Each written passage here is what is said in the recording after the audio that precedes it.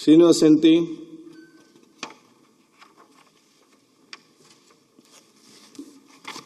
ಮಾನ್ಯ ಅಧ್ಯಕ್ಷರೇ, ಕೂಡ್ಲಿಗಿ ವಿಧಾನಸಭಾ ಕ್ಷೇತ್ರ ವ್ಯಾಪ್ತಿಯಲ್ಲಿ ಸೋಲಾರ್ ಮತ್ತು ಪವನ ವಿದ್ಯುತ್ ಕಂಬಗಳಿಂದ ರೈತರು ಮತ್ತು ಸಾರ್ವಜನಿಕರ ಮಧ್ಯೆ ಉಂಟಾಗುತ್ತಿರುವ ಸಂಘರ್ಷದ ಬಗ್ಗೆ ಮತ್ತು ಗ್ರಾಮೀಣ ರಸ್ತೆಗಳು ಹಾಳಾಗುತ್ತಿರುವ ಬಗ್ಗೆ ಮತ್ತು ಇತ್ತೀಚೆಗೆ ವಿಂಡ್ ಮಿಲ್ಗೆ ಸಿಡಿಲು ಬಡಿದು ಬೆಂಕಿ ಅವಘಡ ಸಂಭವಿಸುವುದರಿಂದ ಜನರು ಆತಂಕಗೊಂಡಿರುವ ಬಗ್ಗೆ ಮಾನ್ಯ ಇಂಧನ ಸಚಿವರ ಗಮನ ಸೆಳೆಯಬಯಸ್ತೀನಿ. ಅಧ್ಯಕ್ಷರೇ, ಮಾನ್ಯ ಅಧ್ಯಕ್ಷರೇ, ರಾಜ್ಯದಲ್ಲಿ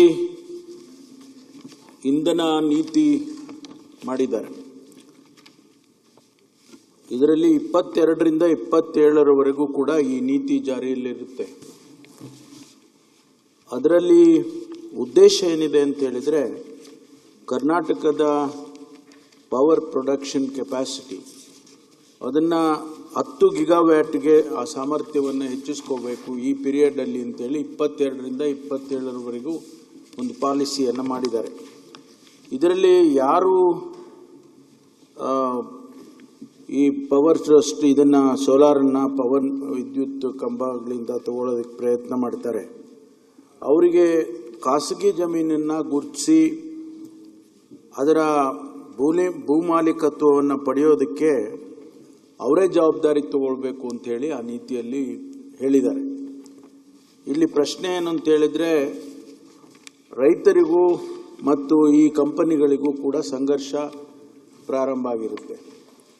ಸಂಘರ್ಷ ಏನು ಅಂತ ಹೇಳಿದ್ರೆ, ಅವರು ರಸ್ತೆಗಳು ಹಾಳಾಗುತ್ತೆ, ಆಮೇಲೆ ವಿಂಡ್ ಮಿಲ್ ಸಿಡ್ಲು ಬಡಿದು ಅದಕ್ಕೆಲ್ಲ ಅವಘಡ ಆದಾಗ ಅವರು ಯಾರಾದರೂ ತೀರ್ಕೊಂಡ್ರೆ ಯಾರೂ ಜವಾಬ್ದಾರಿ ತಗೊಳ್ಳೋದಿಲ್ಲ. ಇಂಥ ಪ್ರಶ್ನೆಗಳು ಬರ್ತಾ ಇದೆ. ಅದಕ್ಕಾಗಿ ಸರ್ಕಾರದ ನೀತಿಯಲ್ಲಿ ಏನಿದೆ ಅಂತ ಹೇಳಿದ್ರೆ, ಈ ಕಂಪನಿಗಳೇ ಆ ಜವಾಬ್ದಾರಿನ ತಗೋಬೇಕು. ಒಂದು ವೇಳೆ ರಸ್ತೆಗಳು ಹಾಳಾಗಿದ್ದರೆ ಅದನ್ನು ಅವರ CSR ಫಂಡ್ನಲ್ಲಿ ಆ ರಸ್ತೆಯನ್ನೆಲ್ಲ ಮಾಡಿಕೊಡ್ಬೇಕು. ಮತ್ತು ಒಂದು ವೇಳೆ ಸಿಡ್ಲು ಬಡಿದು ಇದು ಸ್ವಾಭಾವಿಕವಾಗಿ ಈ ಪವರ್ ಸ್ಟೇಷನ್ನಲ್ಲಿ ಸಿಡ್ಲು ಬಡಿತಕ್ಕಂಥದ್ದು ಕಾಮನ್ ಆಗಿ ಆಗ್ತಾ ಇರುತ್ತೆ. ಅಂಥದ್ರಲ್ಲಿ ಅವರೇ ಜವಾಬ್ದಾರಿ ತಗೋಬೇಕು. ನೋಡಿ, 16/3/26ರಂದು ಕೂಡ್ಲಿಗಿ ತಾಲೂಕಿನಲ್ಲಿ ಕೆಂಚಂನಹಳ್ಳಿ ಪ್ರದೇಶದಲ್ಲಿ ಒಂದು ಸಿಡ್ಲು ಬಡಿದು ಅದು ಒಂದು ಘಟನೆ ನಡೆಯುತ್ತೆ. ಅದರಲ್ಲಿ ಯಾರಿಗೂ ಪ್ರಾಣಹಾನಿ ಏನಾಗಿರೋದಿಲ್ಲ. ಆದರೆ ಅವರಿಗೆ ತೊಂದರೆ ಆದಂಥ ಅವರಿಗೇನಾದರೂ ಪರಿಹಾರ ಕೊಡಬೇಕಾದ್ರೆ, ಅಕಸ್ಮಾತ್ ಯಾರಾದರೂ ಸಾವಾಗಿದ್ದರೆ ಅವರಿಗೆ ಕುಟುಂಬಕ್ಕೆ ಪರಿಹಾರ ಕೊಡಬೇಕಾದ್ರೆ ಈ ಜವಾಬ್ದಾರಿನೆಲ್ಲ ಅವರೇ ಆ ಕಂಪನಿಯವರೇ ತಗೊಳ್ಬೇಕು ಅಂತಕ್ಕಂಥ ನೀತಿಯನ್ನು ಕೂಡ ಈಗಾಗಲೇ ನಾವು ಅಳವಡಿಸಿದ್ದೇವೆ. ಹಾಗಾಗಿ ಈ ಜವಾಬ್ದಾರಿಯನ್ನು ಸ್ಥಳೀಯ ಜಿಲ್ಲಾಧಿಕಾರಿಗಳಿಗೆ ಕೊಡ್ತಕ್ಕಂಥ ವ್ಯವಸ್ಥೆಯನ್ನು ಕೂಡ ಮಾಡಿದ್ದಾರೆ. ಆದ್ದರಿಂದ ಮಾನ್ಯ ಸದಸ್ಯರಿಗೆ ನಾನು ತಿಳಿಸ್ತಕ್ಕಂಥದ್ದು, ಈ ಒಂದು ಜವಾಬ್ದಾರಿಯನ್ನು ಸರ್ಕಾರ ಪವರ್ ಎನರ್ಜಿ ಡಿಪಾರ್ಟ್ಮೆಂಟ್ ಏನು ಮಾಡಿದೆ ಅಂತ ಹೇಳಿದರೆ, ಅವರಿಗೆ ಅಧಿಕಾರವನ್ನು ಕೊಟ್ಟಿದೆ. ಅವರೇ ಅಲ್ಲಿ ಮಾನಿಟರ್ ಮಾಡಬೇಕು, ಜವಾಬ್ದಾರಿ ತಗೋಬೇಕು. ಮತ್ತು ಆ ಕಂಪನಿಗಳಿಂದ ಏನು ರಸ್ತೆ ಹಾಳಾಗಿದ್ದರೆ ಅಥವಾ ಯಾರಾದರೂ ಪ್ರಾಣಹಾನಿಯಾಗಿದ್ದರೆ ಅದನ್ನೆಲ್ಲ ಬರೆಸ್ತಕ್ಕಂಥದ್ದಕ್ಕೆ ಸೂಚನೆ ಕೊಡಬೇಕು. ಆ ಜವಾಬ್ದಾರಿ ಜಿಲ್ಲಾಧಿಕಾರಿಗಳಿಗೆ ಅಂತೇಳಿ ಎನರ್ಜಿ ಡಿಪಾರ್ಟ್ಮೆಂಟ್ ಕೊಟ್ಟಿದ್ದಾರೆ. ಮಾನ್ಯ ಅಧ್ಯಕ್ಷರೇ, ನಾನು ಜಸ್ಟ್ 1 ನಿಮಿಷದಲ್ಲಿ ನಿಮ್ಮ ಗಮನ ಸೆಳೆಯಬಯಸ್ತೀನಿ. ಇದು ಫಸ್ಟ್ ಸಂಘರ್ಷದ ಬಗ್ಗೆ ಸುಮಾರು ನನ್ನ ಕೈಯಲ್ಲಿ ಒಂದು 100 ಪೇಜು ಮಾಧ್ಯಮ ಪ್ರಕಟಣೆಗಳು ಇದ್ದಾವೆ ಪ್ರತಿ ದಿವಸ. ಅಧ್ಯಕ್ಷರೇ, ನನ್ನ ಪರಿಸ್ಥಿತಿ ತಾಲೂಕಲ್ಲಿ ಹೆಂಗಾಗ್ಬಿಟ್ಟಿದೆ ಅಂದರೆ, ಕೋತಿ ತಾನು ತಿಂದು ಮೂತಿ ಬೇರೆಯವ್ರಿಗೆ ಗೊರಿಸ್ತಾನ ಪರಿಸ್ಥಿತಿ. ಇವೆಲ್ಲ ಜೀವೋಗಳೆಲ್ಲ 2021ರಲ್ಲಿ ಆಗಿದ್ದಾವೆ. ಎಲ್ಲ ಈಗ ಎಕ್ಸಿಕ್ಯೂಷನ್ ಆಗ್ತಾ ಇದ್ದಾವೆ. ಪ್ರತಿ ದಿವಸ ರೈತರು ಮತ್ತು ಮಾಧ್ಯಮದವರು ಮತ್ತು ಏನು ರೈತರ ಪರ ಸಂಘಟನೆಗಳು, ಸಾಮಾಜಿಕ ಹೋರಾಟ ಮಾಧ್ಯಮದವರು ಪ್ರತಿ ದಿವಸ ಇದರ ಬಗ್ಗೆ ಸಂಘರ್ಷ ನಡೀತಾ ಇದೆ.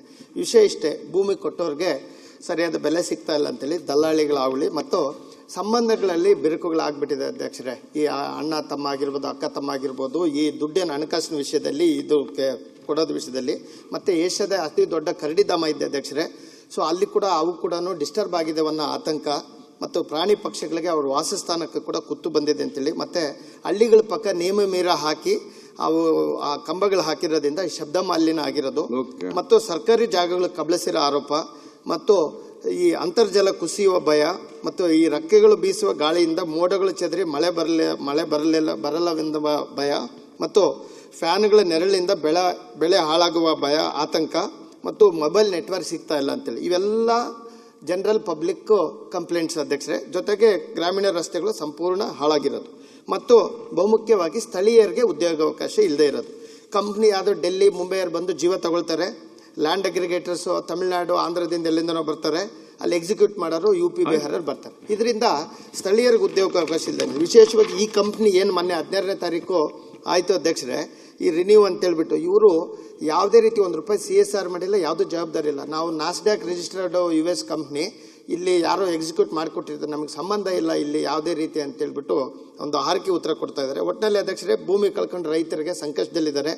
ಅವ್ರಿಗೆ ಏನಾದ್ರು ಹೌದು, ಇದು ಒಂದು CSR ಅಲ್ದೇನೆ ಇನ್ನೂ ಆ ಒಂದು ರೈತರಿಗೆ ಒಂದು ಏನಾದರೂ ಆ ಕುಟುಂಬ ಭೂಮಿ ಕಳ್ಕೊಂಡಿರೋರಿಗೆ ಒಂದು 3-4 ವರ್ಷ ಅವ್ರಿಗೆ ಆರ್ಥಿಕವಾಗಿ ಶೈಕ್ಷಣಿಕವಾಗಿ ಉಪಯೋಗ ಆಗಂತ ಕೆಲಸ ಮಾಡಬೇಕು. ಮತ್ತೆ ಒಂದು ಟೆಕ್ನಿಕಲ್ ಎಕ್ಸ್ಪರ್ಟ್ ಕಮಿಟಿ ಕಳಿಸ್ಬೇಕು ಅಧ್ಯಕ್ಷರೇ.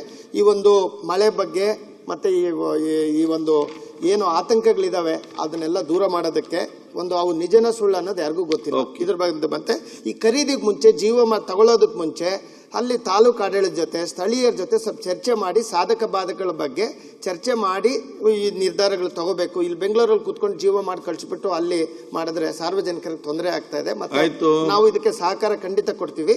ಅದಕ್ಕೋಸ್ಕರ ನಿಮ್ಮ ಮುಖಾಂತರ ನಾನು ಮನವಿ ಮಾಡ್ತಾ ಇದ್ದೀನಿ. ಧನ್ಯವಾದಗಳು ಅಧ್ಯಕ್ಷ.